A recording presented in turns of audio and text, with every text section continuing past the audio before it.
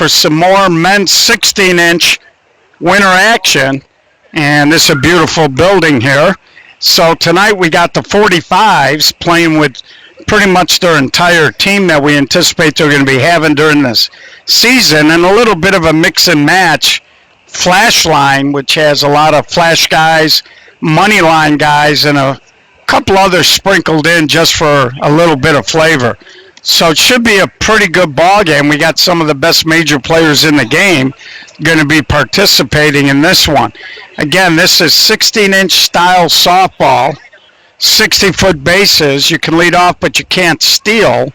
38 feet from the rubber to home. And we're going to be showing you the drag step, one step left, right, or back the pitcher can take. 6-12 on the arc. 2 fakes or hesitation. Third arm action must be to deliver the ball home. Throw or a fake to a base is considered one of your fakes or hesitations. This is a very 6-12 on the arc, and I want to say they're playing 1-1. Not sure about that. 4 home runs only, as this is one of the smaller dimensions that we'll play on. 210 down the lines, 235 to dead center field. It is all turf. Very short fence out there, maybe 3.5 feet tall. So we do see a lot of ground rule doubles, and you can only hit 4 home runs. After that, it's an out. Anything that hits the roof in fair territory or foul territory can be caught for an out before it hits the carpet. If it hits the carpet in fair territory off the roof, it is a live ball, and it's all the runner can get. Last night we were over by first base. Tonight we're going to give you a little different view of the game from third base, and should be a pretty good ball game. A lot of players out here tonight with good motors. So if you're watching on the chat, feel free to drop a comment in there so that I can make sure that everything is working and up to speed. So please feel free to drop something in there and let me know that you're seeing it on the chat. So here's the leadoff man, Anthony Sanchez, Izzy Sanchez's son. Izzy, of course, longtime 45, and he does run this ball club. So, and there's a swing, and he leads off with a base hit. So right off of the bat, he took the big turn, but he's going to head on back, and he's going to make sure that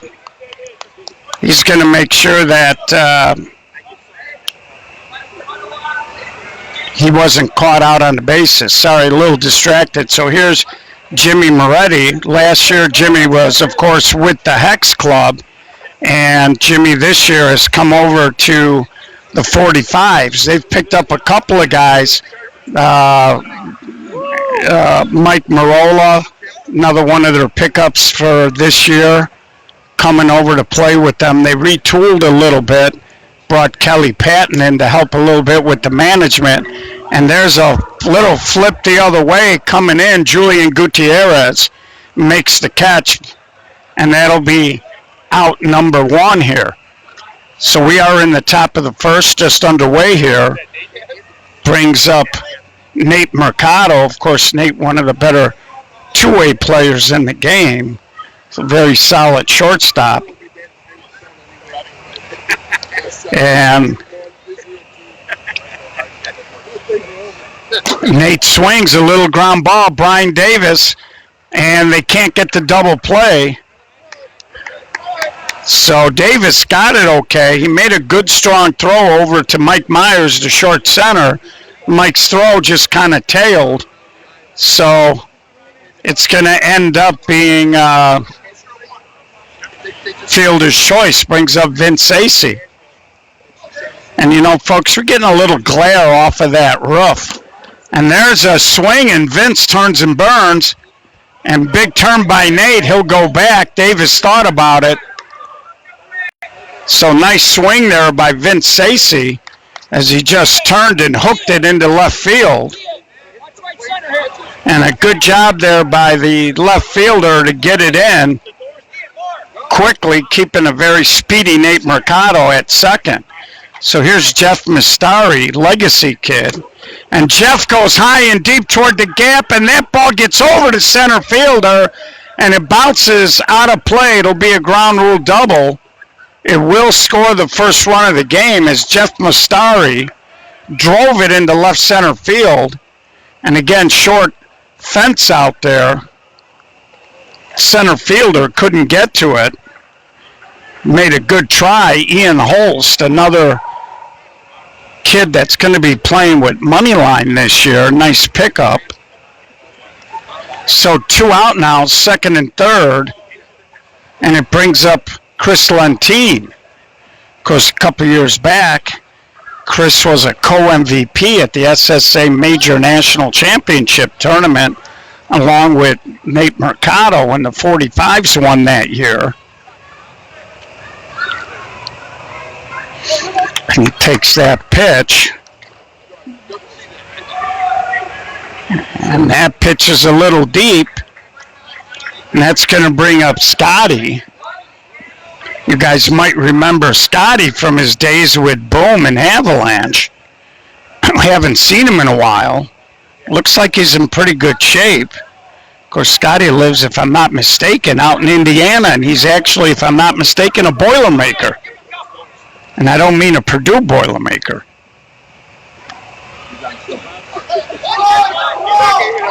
Another strike? Another strike? So they got a pretty good lineup here tonight. No real soft touches for the 45s, and that ball splits the gap, and that's going to be up in the net, and that'll be a ground rule double. It does score another run, 2-0. Back-to-back ground rule doubles here. Plated a couple of runs.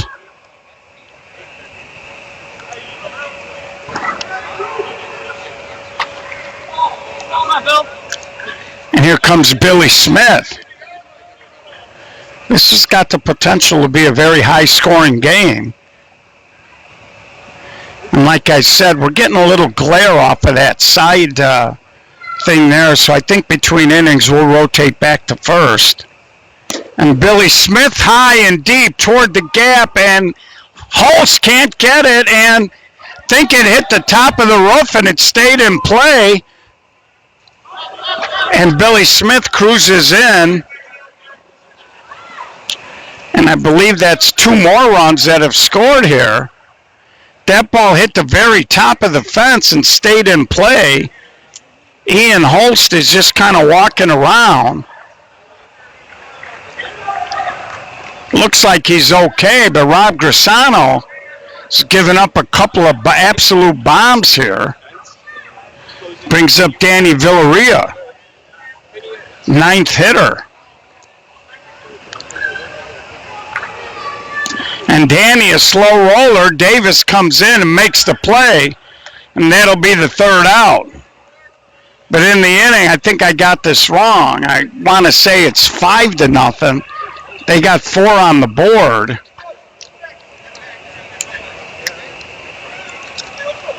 That may not be the right score. JP, is that the right score, 4? I think it's 5. Ramis. Is it 5? Yeah, so that makes sense. We did the math. 9 guys hit, 1 left on. Take 3 outs. That means there had to be 5. So I did miss a run there, and they missed it on the scoreboard. So we're going to rotate around here. And you can see now as we look back a little less glare. So I like to switch it up. So the 45s, at one point it looked like maybe Flashline was going to get out of that inning. But then they started unloading with a lot of extra base hits. But Moneyline's got a pretty good offensive lineup here as well. And it's going to be Brian Davis, Julian Gutierrez, Mike Manzella. if anybody gets on, Rob Grisano. So this could end up being a high-scoring game.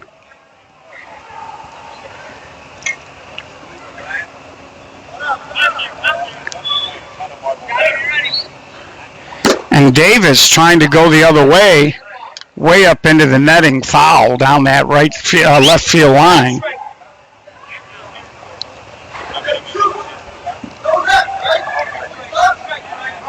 So this second session out here just started yesterday. We came out here. Heck's very impressive last night. Really laid it on Signature in a mercy rule run game. And then they went out and they won the second game. They beat up March a little bit. So they came out of the gate winning too. Mike Marola jumps up and knocks it down for the first out. So that's going to bring up Julian Gutierrez. So the 45s drove a couple of balls, but they did not get out. I think there's a little misnomer. I think people think the ball flies in the dome, but I have a theory on that. And there's a long one way back near the fence, and it's out. So that was a bomb. You don't necessarily want to use one of your four on a solo. It does get them on the board, 5-1, and brings up Mike Manzella.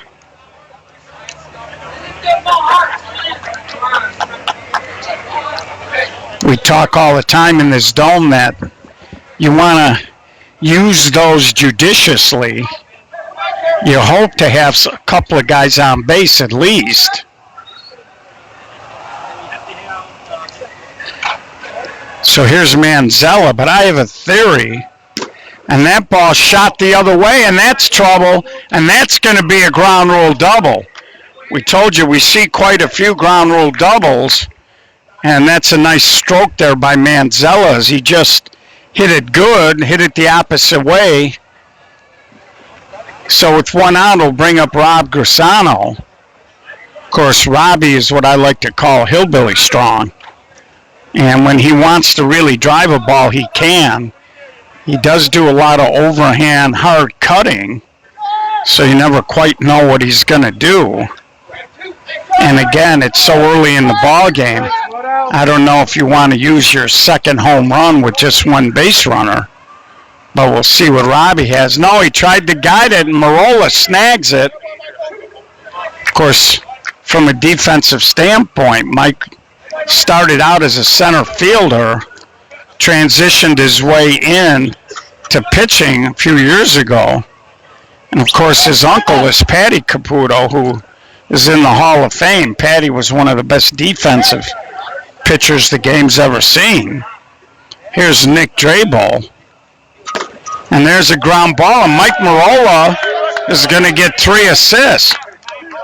So they pick up 1 run on the solo blast. That's all they can get. And we're going to head to the second, 5-1.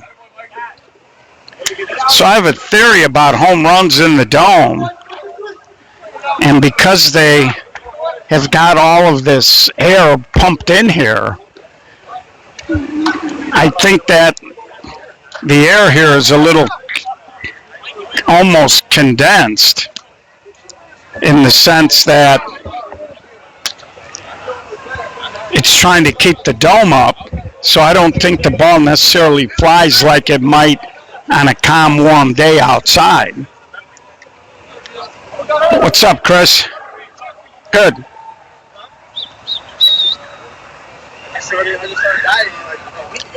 Jerry Brown chiming in. So Adam Haas, Isidro Santiago, and there's a ground ball knocked down by Rob Grisano. So both pitchers getting involved in the game defensively.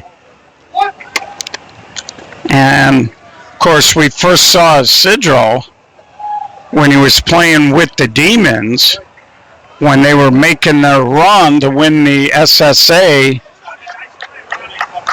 Tom Egg-Zarnik No Glove Class A National Championship out in Oak Lawn a couple of years back. And Isidro kind of a quiet kid, good outfielder, got a hose. Little ground ball hit over to Ryan Russ, playing a little second base today. Of course, Ryan, one of the best defensive left fielders in the game, but today he's playing the infield. So 2 up, 2 down. Brings up Mike Marola with Chuck Regaldo on deck. And again, 45's hitting 13 today, which is allowed here in the Dome. And Mike, a little ground ball over to Myers, and he makes the play. So a quiet 1-2-3 inning here.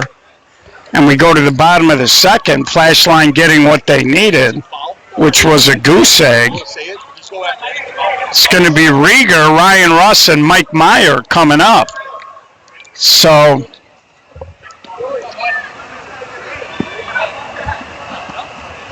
you don't really want to go too dry when you're playing a good offensive team.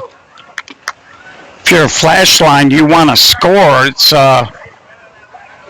when you sit and you look at it, 45's going dry in the knitting with the lineup they got is kind of a bonus. I see Jerry Brown chiming in. I don't know if you saw the post, Jerry Brown, but Nathaniel Early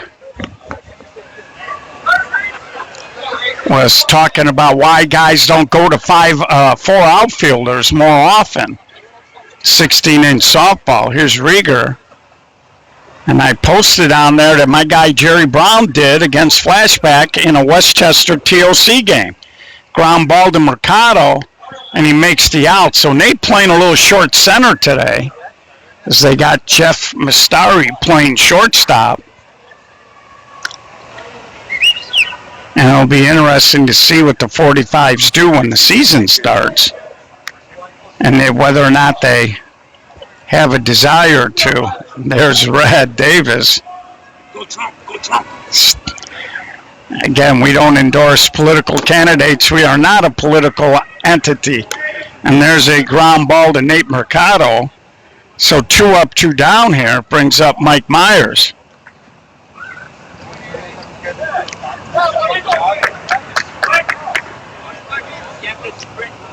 So Joe Carb says that Nate Mercado is going to play short center.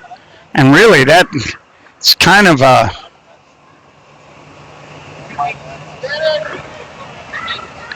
little bit of a game changer. I always thought Nate, who's a great shortstop, would have a great effect on a game as a short center. When I was with Flashback, me and Jeff Hernandez were trying to recruit Nate to come. At that time, we had Ralph Lawrence, who I fully believe deserves to be in the Hall of Fame someday, playing shortstop. And teams used to always try to beat Gibbs up the middle, and we were trying to convince Nate that if we put him at short center with the rest of the guys we had on the infield, that might have been one of the best infields ever assembled, but he was a younger player at that time and had his heart set on playing shortstop and ended up going over to the 45s. And the rest is, in essence, history. So it's going to be Chuck Regaldo and then the top of the 45 lineup with Anthony Sanchez and then Jimmy Moretti. So yeah, Jerry Brown in a Westchester TOC game played 4 outfielders against Flashback. And there's a high pop-up center fielder, Ian Holst. Only had to move a step or two, puts it away for out number 1. And the strategy was working brilliantly until one of the outfielders on Solutions dropped a fly ball. And it would have been a nice upset. I don't know 100%, Randy, but somebody told me that he did want to come out this year. And, this far out, who knows? So 1 out, nobody on here. As we are in the top of the 3rd, a ground ball, and Mike Myers, you don't normally see that. Mike, a very, very sure-handed infielder, And the one thing we always liked about Mike was when he fields a ball, he keeps his head down right on the ball. That time the ball jumped up, and there's a little overhead swing, and that ball's way out of play. So 1 on, 1 out.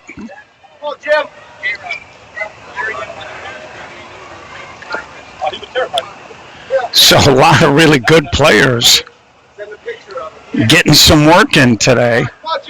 And I tell you, if all of these guys are on the 45s, and there's a little overhand cut, base hit, right fielder gets on it and throws it in. So Chris Downs, I believe, is going to be a rotational part-time piece for Moneyline this year. And I think they're just trying to save Ryan Russ a little wear and tear here. So first 1 out, 2 on here for Mercado, and he scalds one to Davis. Davis, pretty crafty, gets the double play, and I got to tell you, he sold it. Because look here on the replay. Watch what Davis does. He hits it up. He actually looks to see where the runners are, and then he just lets the ball drop, and he picks up the double play. The umpire very easily could have said no on that and could have called the hitter out and kept it right there. So Brian Davis, good job there. Got the umpire to bite on it. Of course, the best at that was Bob Russ Jr., Hall of Fame first baseman, long-time lettuce and flash player. And Jr. would do that a lot on balls and get umpires to buy in that he dropped it. Because the rule is if you can make the catch with an ordinary effort, then the hitter is out. Because they don't want people putting base runners. And Chris Downs going Oppo leads off this bottom of the third with a base hit. And that's going to bring up Ian Holst. And you could make the argument that on that line drive that it was hit so hard that maybe that's not a routine effort. But once you pop it in the air and have time to look around and gauge where it's coming down, I think you could have made the argument that he should have made that play.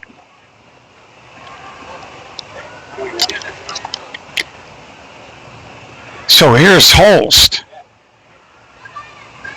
And Holst, a little slow roller. Nate Mercado will come and just take the out at first. Good hustle by Chris Downs.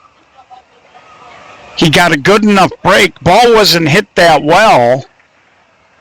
But Chris, hustling all the way, got past Nate Mercado. And at that point, Nobody near you. 1 out. Nobody near you. and there's Frank Jekyll, ground ball, picked up and thrown across by, Jeff Mastari. Of course, Jeff has got an absolute hose. He just flipped it over here effortlessly, and they're back to the top of their lineup with Brian Davis. So big hitter here. Of course, you got these 4 guys that are up right now. This part of the lineup, Brian, Julian, Michael, and Rob all got home run power. You'd like to see if you're a flash line guy, you would like to see 1 or 2 hits and then have either Mike Manzella or Robbie launch one. And you can see Mike Marola trying to stay up in the air. He doesn't want to flatten out too.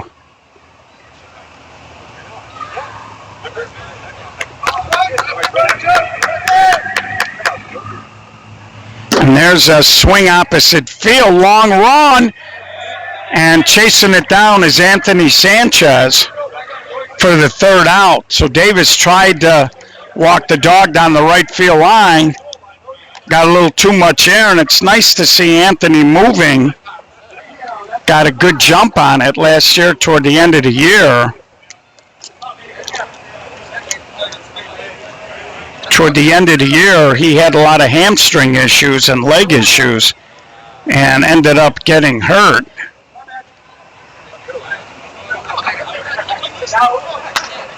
At the major national championship tournament. Get off the number now, huh? Can't play, we'll get one. I'm sorry, Jerry. What, JR who?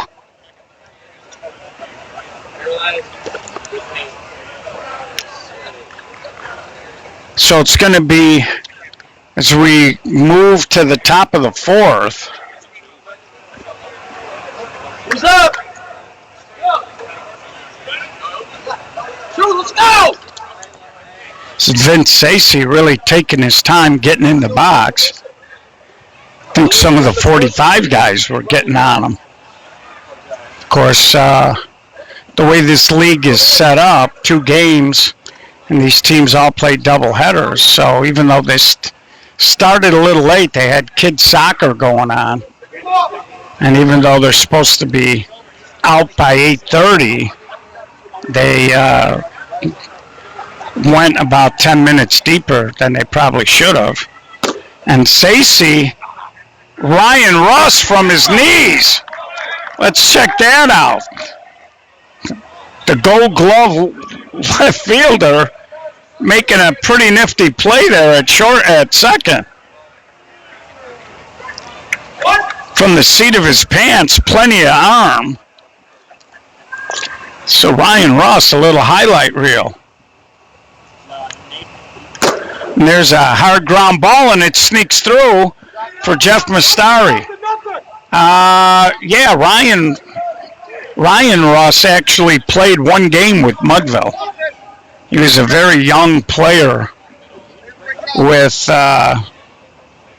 just kind of trying to get into it, and he was not really ready at that point. He needed a lot of seasoning. And there's a little off-the-bat spinner. Ryan's just going to take the out here at first. So they get the hitter. 2 outs now. Brings up Scotty. If you're a flash line, you'd like to get out of here. So, and there's a fly ball the other way. Gutierrez belly catch. So we're going to head now to the bottom of the fourth, still 5-1. So very, came out, he played 1 game. I told Bob Rush Jr. that he still needed a lot of seasoning. Nicky Gatta took him on traffic, and it took Ryan a couple of years, but he started to develop. Started out as a center fielder, got moved to left field, and just took to that position like a duck to water. And of course, Ryan's uncle, Randy Russ, one of the best left fielders in the game, until he broke his patella up in Mount Prospect one year. No gloves. This is Chicago 16-inch style softball, James. So here's Julian Gutierrez. And Julian, a little humpback. Nice job there by Danny Villarreal. So that ball was hit hard right into the breadbasket. Villarreal, jack of all trades, can play anywhere on the infield. Hung right in there. Can see he snatched it before it even hit the carpet. And brings up Manzella. So like I was saying, James, here in Chicago, 99% of what we do is no glove. And there's a wicked humpback. Can't make the catch, and Manzella will hustle into second. So Isidro got to it. Looked like he got handcuffed. And it's a 16-inch clincher, and before you ask me, it is not a mush ball. Comes out of the box pretty firm, and it maintains its consistency very well, especially on turf. So here's Rob Grisano. And Robbie goes high and deep, and that ball is in the net. Told you he's a strong kid. Second home run for Flashline. Puts a quick deuce on the board now, 5-3. Marola's been doing a good job, but Robbie's a problem because he can baseball swing you if you get flat. And because he hits so many balls over the top, even if you throw it up there, he can still drive it a long way with that high swing.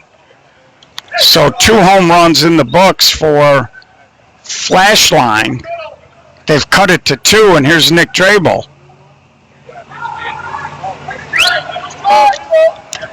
Well, that was hit out to left center, Moj. It went about 225. And here's Drabel. Little ground ball to Scotty. Hung right in there. He kind of rushed the throw. Now, Scotty was always an outfielder. And like I said, we haven't seen him play much, so I would think it might take him a couple of games maybe to kind of get used to throwing the ball again. Not quite sure how much he'd been playing the last couple of years. Here's Chris Rieger. He sweeps it to Villarreal, and that's going to be the third out. The 45s are going to have a very solid infield. There's no doubt about that. As we're going to head to the top of the 6th inning here, or 5th inning, excuse me.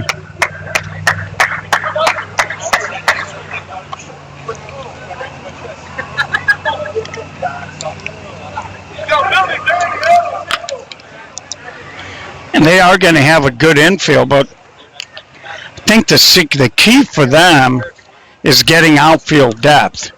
And I'm not sure if Scotty is going to be playing any outfield for them, but they do have Mike Marola, who can play the outfield. Started out as a center fielder. And, of course, Scotty was a center fielder for a lot of years. And picking up Isidro to go along with Chuck Regaldo and Anthony Sanchez. This might be one of the deeper outfielders. And there's a sky-high fly ball, hits the roof, and it's going to drop in for Billy Smith. So little roof shot falls in there and brings up Villarreal.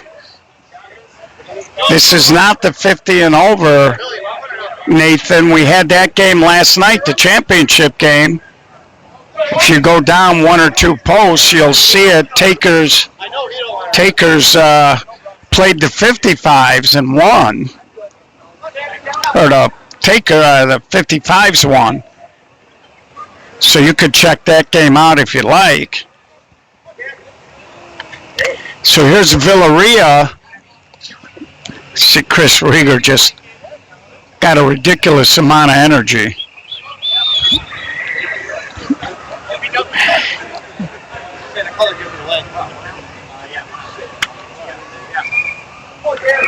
Of course, Ace Rogers got that kind of energy as well. So here's Villarreal.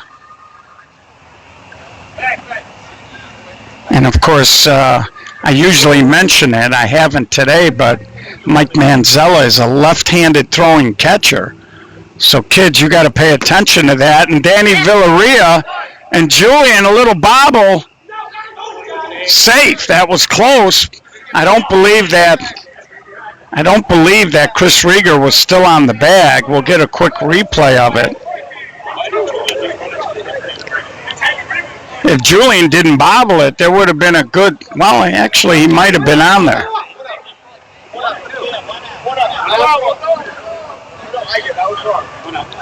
But what I was getting at is when the catcher's left-handed and you're a base runner at first, you got to pay attention to that. Here's Adam Hawes. And Adam's got enough power to get out of here as well. Because he doesn't have to do much. He could literally grab the ball with his left hand and snap off a throw to try to pick you off. Little ground ball, and right where he should be, coming right into the kitchen there, was Rob Grisano. Good job by Rieger to get the ball. And it looked for a split second that Robbie almost got caught napping, but can see last minute he got over there. So here's Isidro.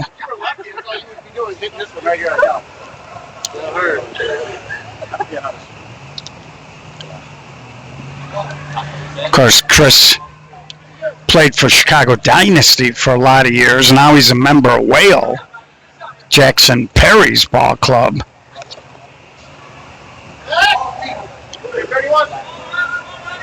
And I think it's going to be a fun year this year.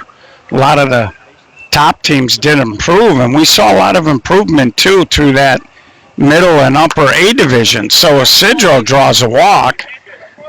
First time he's been on base as a 45.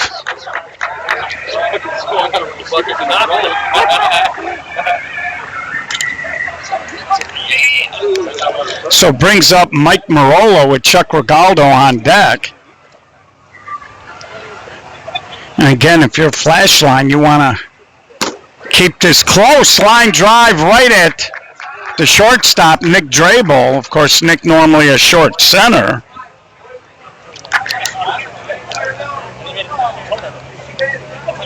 So that ball was hit hard. No love. We go bottom fifth.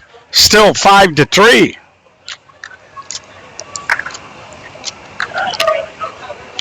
Leading off, it's going to be Ryan Russ, then Mike Myers and Chris Downs.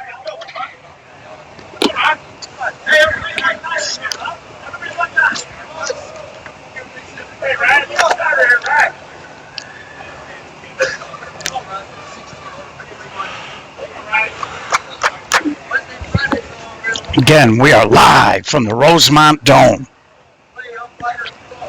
SSA Game of the Week. No playoffs at Intentional Sports tomorrow. We mentioned this yesterday. They have a tendency to overbook there. And Ryan Ross, it's not going to scrape the wall. And as a result, can of corn for Anthony Sanchez, out number one. Brings up Mike Myers. 45s have certainly hit the ball harder than Flashline has tonight, but Flashline only down a deuce here. So Intentional Sports, they're going to try to finish that semifinal championship game April 11th. That's next Friday. And we'll be out there. Little ground ball. Mastari, ball jumped up. Again, that's Rust. That ball was a belt-high bounce, and it hit his hands, and he just dropped it. And Mike Myers throwing stuff at me. I don't know what that's about.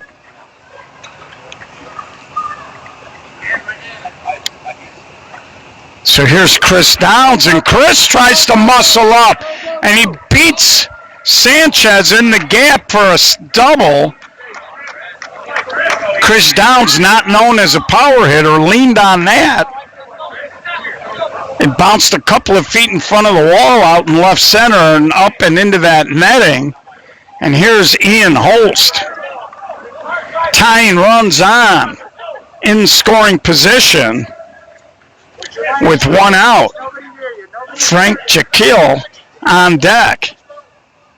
We'll see if they hit for him. According to the lineup card, they got Dosen and it says Iggy, but I don't think I saw him. And that hits the rough, and that isn't going to score a run there. So towering fly ball hit the rough. 2 outs now. It's up to Frank Jekyll. Again, in a dome league, sometimes you let guys hit.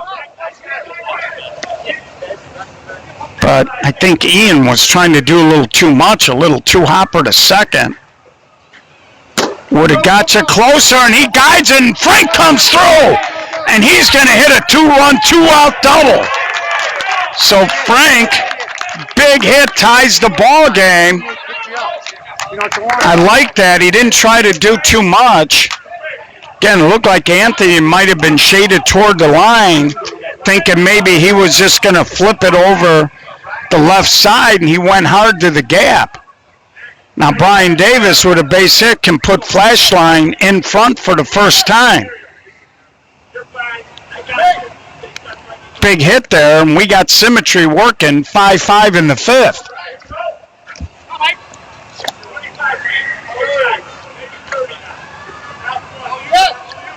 So Davis has tried to go the opposite way twice. And there he tries to do it a third time, little confusion, but Mastari makes the play. But at the end of 5-5, as we're going to roll into the sixth.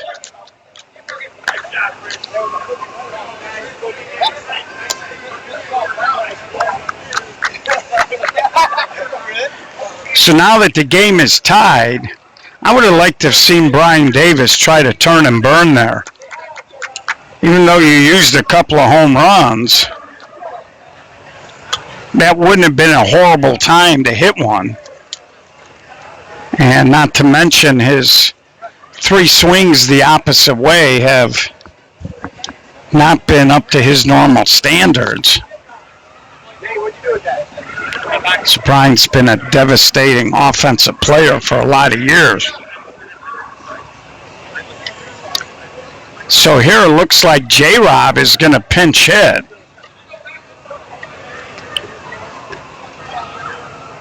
For Chuck Regaldo, and then he'll be the top of the lineup. So big test coming up here. And Chris Rieger did a great job to get there. Was screaming. So Chris joking he got scared there. And no, Geo was nowhere near in the way. So new life for J-Rob. Little slapper. So they catch the break. They gave J-Rob an extra hack at it, but no hit. Top of the lineup. Hey, who just said that? So that brings up Anthony Sanchez. Again, this is a big inning here. You'd like to be able to get through this with no runs. And the good news is, as we head to the seventh, we are going to see a lot of road graders between now and the end of the ball game. Ground ball, Nick Drabel in time. So Nick doing a good job, normally a short center. Very calm, very smooth there as he gets the left-handed hitting Anthony Sanchez by a step.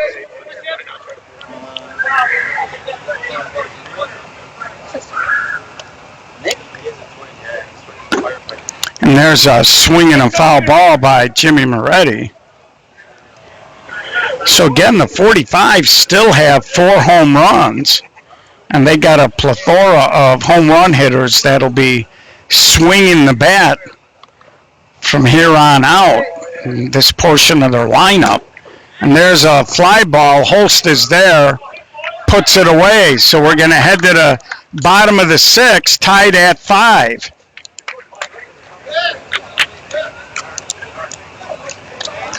So you got Gutierrez, Manzella, Grisano, all home run threats coming up in the top of the seventh. The 45s will have Nate Mercado, Vince Sacy, Jeff Mastari, Chris Downs, Scotty Billy. These guys all can go yard. So I think if you're Flashline, what you may want to do is get yourself a lead here.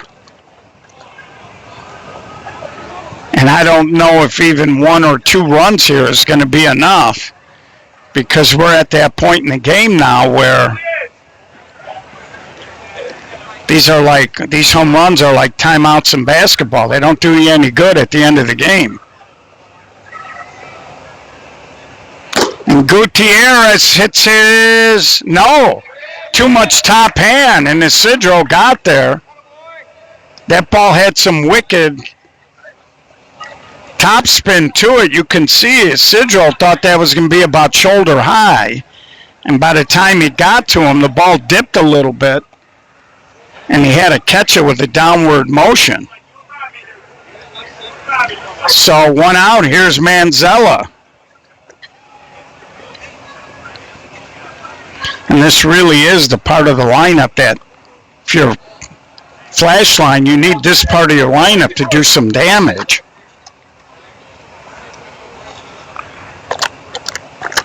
.45s, 5 in the first, haven't scored since. Little ground ball. Everybody where they should be for out number 2.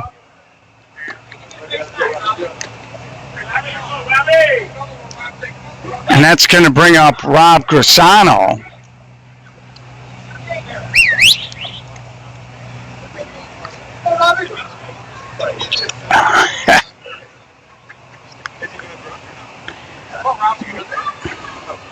So here's Grisano now. 2 outs, nobody on. And Rob's done okay after that rough first inning. And Rob, hard to center, but handled easily by Chuck Regaldo. So we're going to go to the 7th, all tied at 5.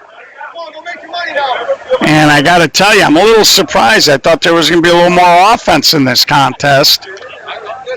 Defense been pretty good by both sides. And both pitchers, Mike Marola and Rob Grisano, have done a pretty good job. And right now, Robbie's looking for his 6th straight goose egg to try to give his ball club a chance to win it in the bottom of the 7th, walk-off style. Now I got 2 swings. But it ain't going to be easy. Mercado Mastari, or Sacy Mastari. Anybody gets on. Chris.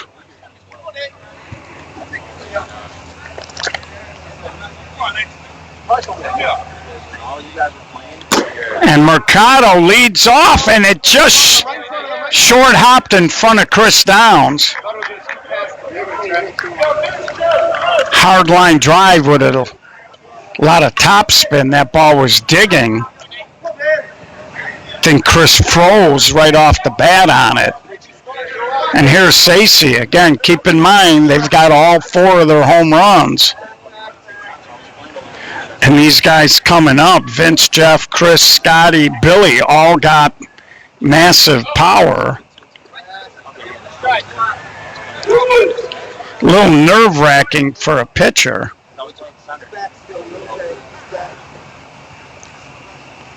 And Sacy wicked, and Downs can't make the catch. Now it bounced away. Forget about Mercado. He's in. So Chris Downs came in on the ball, couldn't make the shoot-string catch. Ball went through his hands, hit his foot, and then started rolling toward the left field line. And that brings up Mastari. Now, Chris Downs back in the day was a fabulous outfielder. He's got a little mileage and age on him now. And Mastari loses this one. And Holst jumped up, ended up going overboard. 2-run bomb for Mastari. And just like that, it's 8-5. Again, this is what you wanted the guys in the flash line to do. Holst got back there, timed it up, but the ball was just too far gone. So they scored in the first, now they've scored in the 7th. Nobody out here, and here's Chris Lentine. And Chris, to Robbie, stays with it for out number 1. It brings up Scotty. Billy on deck, and wouldn't surprise me if Scotty should get on deck here if Billy didn't try to launch one. And there's a little fly ball, and that's a little roof special. And they keep Scotty to a single on that.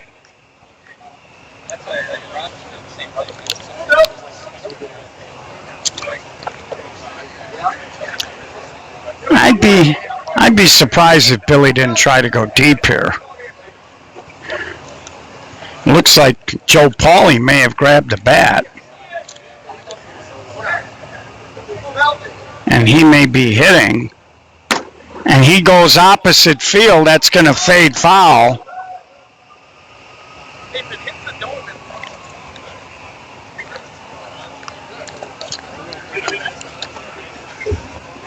So Flashline in this game couldn't really get their offense on track.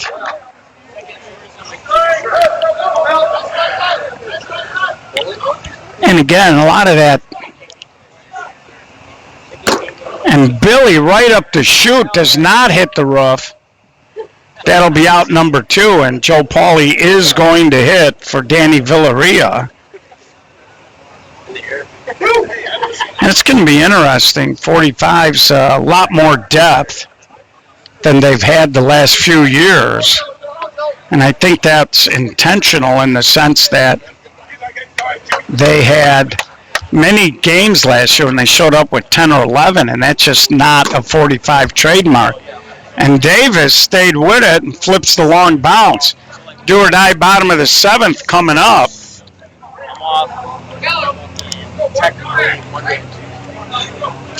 As Flashline needs 3 to tie, 4 to walk them off, anything less. And the 45s will open up this late winter, early spring session here in the Rosemont Dome with the win.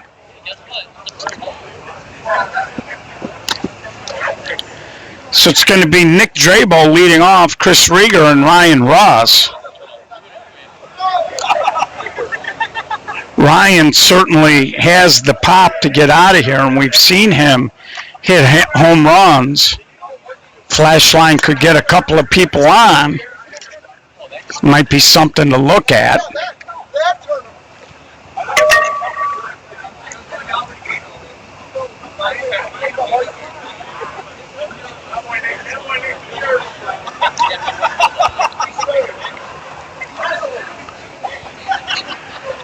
And Drabo, a little fly ball, that may have grazed the roof, but Mastari way far down the line stayed with it. We talk all the time, if you're an infielder on anything hit that high, you got to chase it because you never know if it's going to hit the roof, and it just barely scraped the roof enough to where that would have been a difficult catch for a left fielder. So down to their last 2 outs now. Here's Chris Rieger. I believe that was called inside.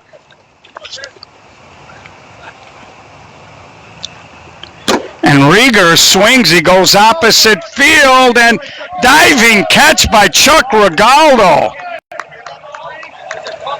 As he tumbles out there, robbing Rieger of at least 2, maybe 3.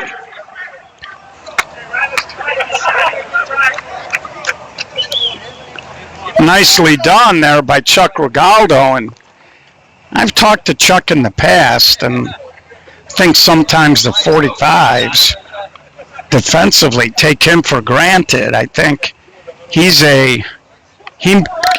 could very well be the most important player on their team because he covers so much ground in center field, but he's had a lot of cramping and leg issues. And I've tried to encourage him to. And Ryan Ross, and this will do it. And the 45s come out of the gate. They beat Flashline 8-5 for their first win here of this dome session. Pretty good ball game, good defense. Offense a little sparser than I thought it was going to be. and you see the team shaking hands. So long way to go. We'll see how the playoffs shake out here as this session progresses. So on behalf of the SSA, Sweet Buzz, don't forget about them. You can talk to Nick Drabel. Anyways, like I was saying, I'll finish up this thought before we sign off. Every time Chuck has got hurt in a tournament, the 45s have collapsed because they didn't have that outfield depth. They got a little bit more of it this year, but of the guys I'm looking at, maybe Isidro could maybe go out there, but he is a bona fide beast in center field. So anyways, on behalf of Sweet Buzz, the SSA, this is Geo. Thanks for tuning in. We love you. Be safe wherever you're at, and we'll talk to you soon.